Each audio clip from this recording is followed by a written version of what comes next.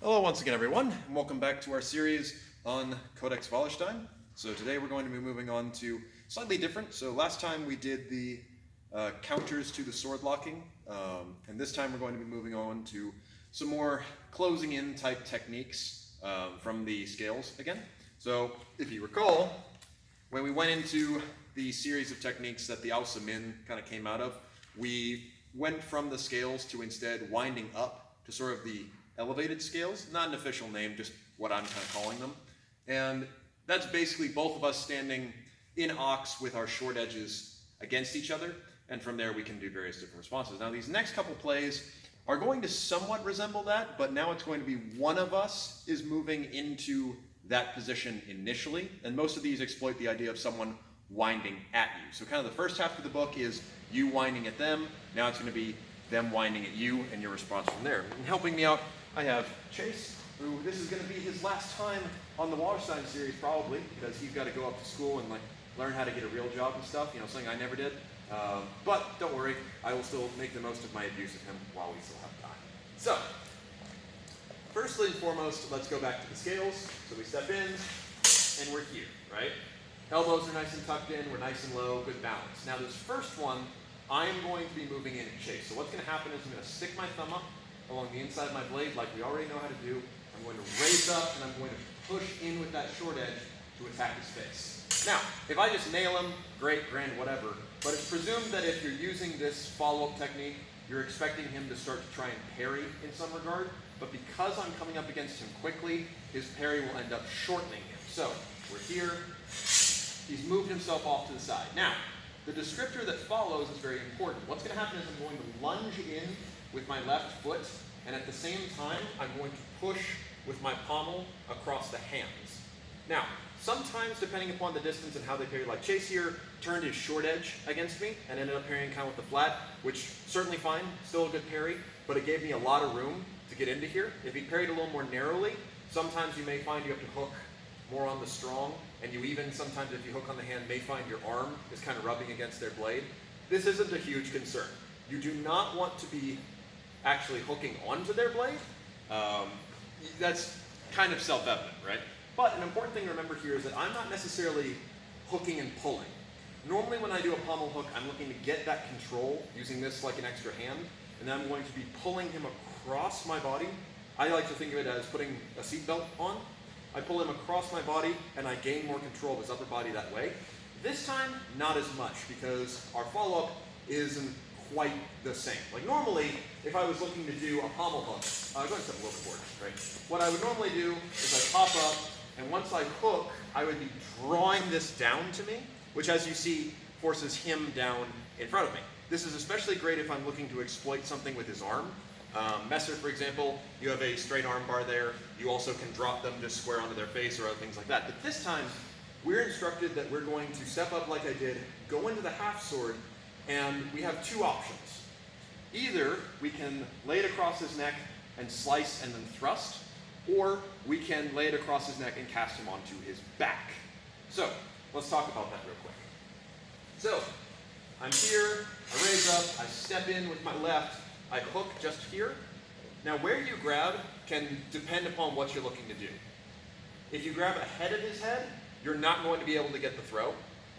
What you're going to want to do at that point is bear down and keep pushing him. And this time I will add a bit more of a hook with this side because I'm making the lever go on either side of his arm. Sorry, his head rather.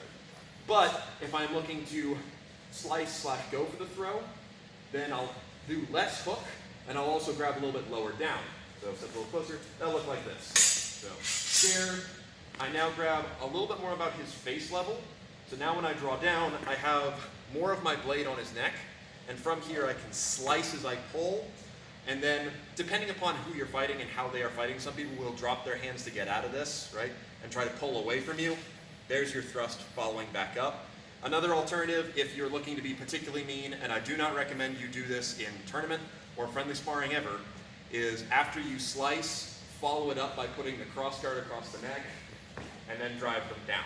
So your 1-2 can go from boom, boom to boom, boom, depending upon what you're looking to do. Like I said, I don't recommend doing the second one outside of, just general friendly practice / use of the sword, or armor. A-okay in armor. But that's also a different kettle of fish. So that's our first option, but what about casting him onto his back? Well, they're not talking about us coming up with the pommel. What they're most likely talking about us is doing a collar throw. And this also leads us into our second play of the day, which is going to exploit the same idea. So a collar throw normally would be, he's going to be standing right foot forward, and I would be bringing my arm across like this. With the sword, it pretty much ends up the same, except now I'm going to be having my blade and my forearm making kind of a V shape on either side of his head. And from here, all I need to do is I don't actually push sideways. I just raise my guard up and I dive my tip over behind him, which, as you can see, forces your shoulders to go down. And since I'm blocking it with my leg, he kind of collapses right in front of me. So if I don't wish to go for the slice, I still am going to grab lower down, but now I'm going to go for the far side of his head, which will look like this. So we're in, threaten, through.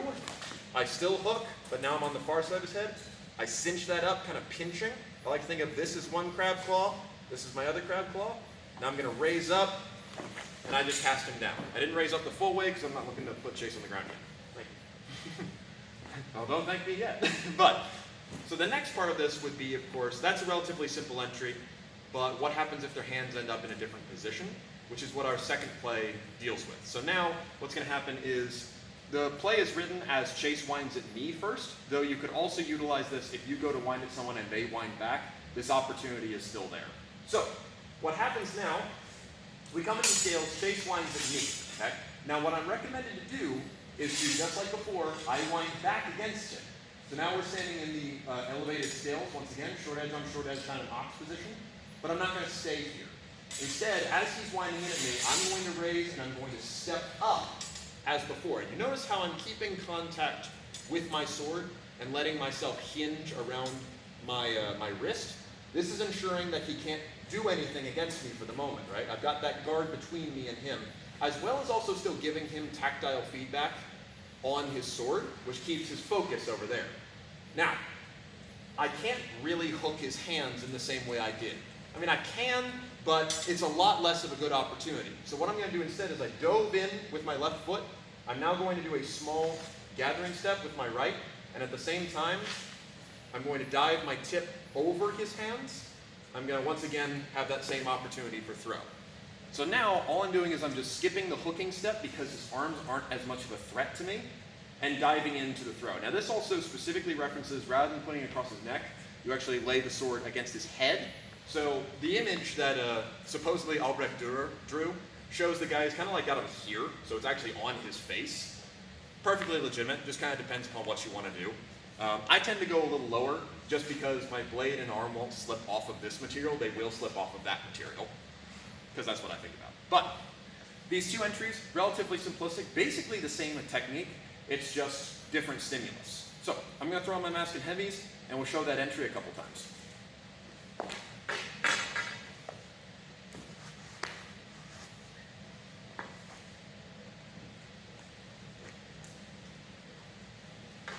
So we'll start off with the first one, where I'm going to wind at Chase.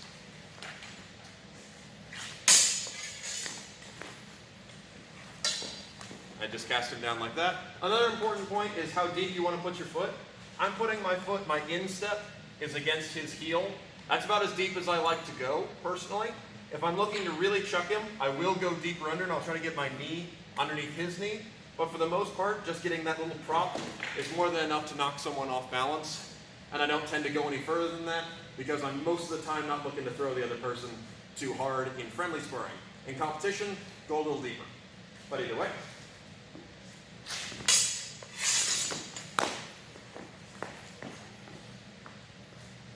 And one more.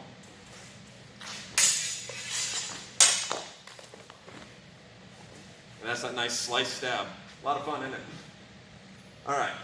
So now we'll show the next entry, where I'm going to come around. So this time you will wind at me. Ah, dang it. I accidentally hooked his hands because I looked at that stimulus. And yes, you can still do things from there, but not what I'm looking to do. My bad. There it was. Let's show that one from the other side as well.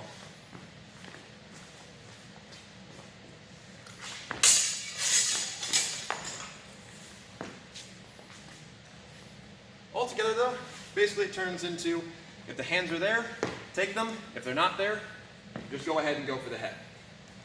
So, relatively simple plays, really easy to do, kind of also universal ones.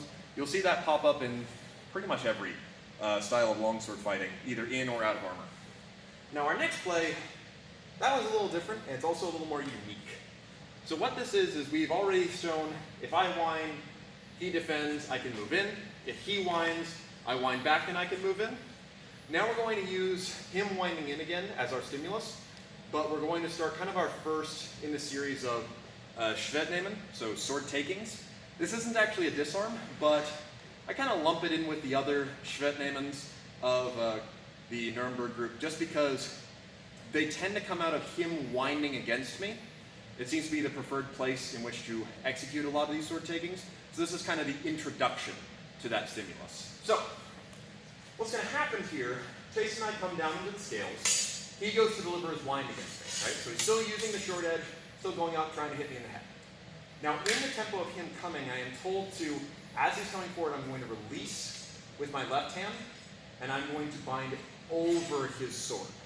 Now, this is, in modern terms, a transport. You'll see this a lot in modern sword fencing. You'll see it in rapier. You'll see it in small sword as well, in which case it's called the flancanado, or flancanado, right? Which is basically a transport from high to low. So all I'm doing here is, with his sword out, I'm just going over with my tip, which in turn transports his tip to the outside of my body, and it drops me into a position very similar to the outside half hanger from Scottish backsword. So overall, not too difficult of a motion. The biggest challenge with it is getting the timing just right, and also making sure that you are moving to the side as well. So the image shows us he starts right foot forward, but when he's actually executing this technique, right, he is left foot forward when he finishes. Now, you can choose to do the left foot forward as part of the transport, or you can try to use the left foot forward as part of the finisher.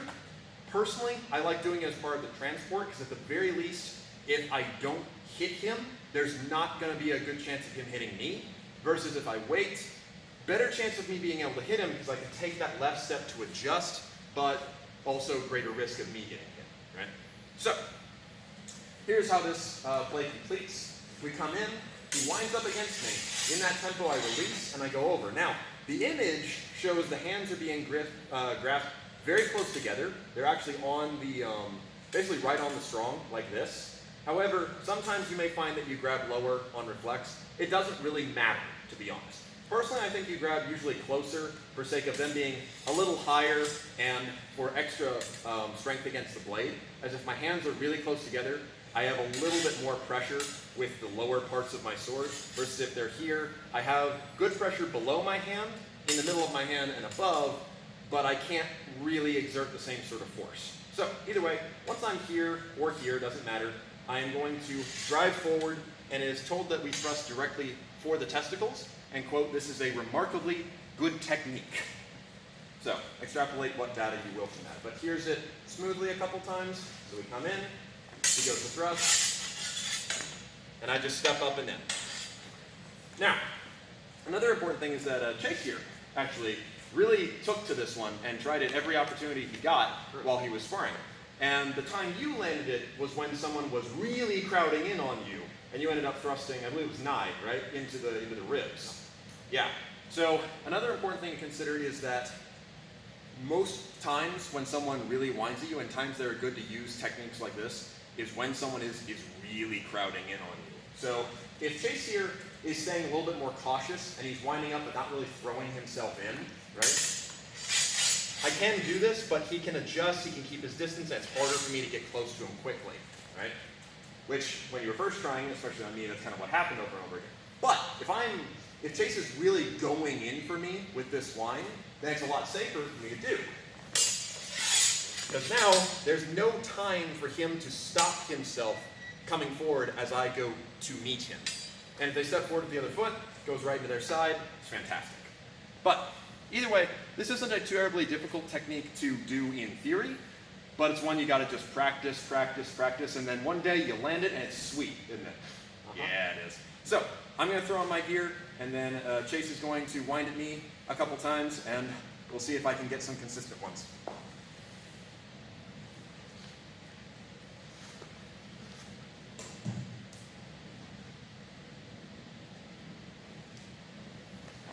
Okay.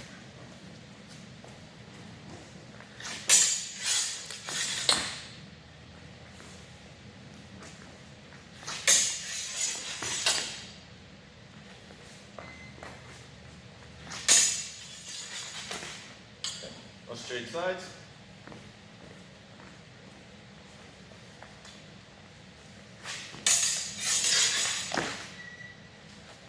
One more. Good. Now you notice that sometimes my shield or my hand, because my heavies, get locked up on his shield or his heavy. That's okay.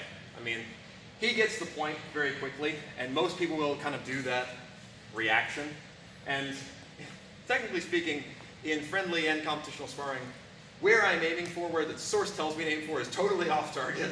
So bear that in mind as you're executing this. But as a technique, one, for armor, and two, for dealing with someone who's throwing that straight thrust in and really kind of throwing themselves forward, this is a really good transport as well, because normally when we do counter winds, they tend to be high and drop in.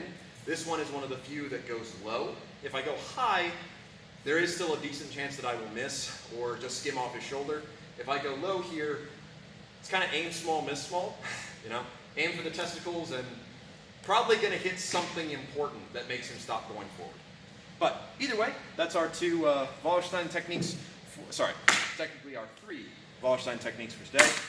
Next week, we will continue working on, and we'll start talking about pommels, and we're really getting into the Schwertnehmen, the sword takings of Wallerstein, and then not too far away from being done. But either way, thank you very, very much, Chase, and I hope you enjoy the series from the other side of the camera as you go off.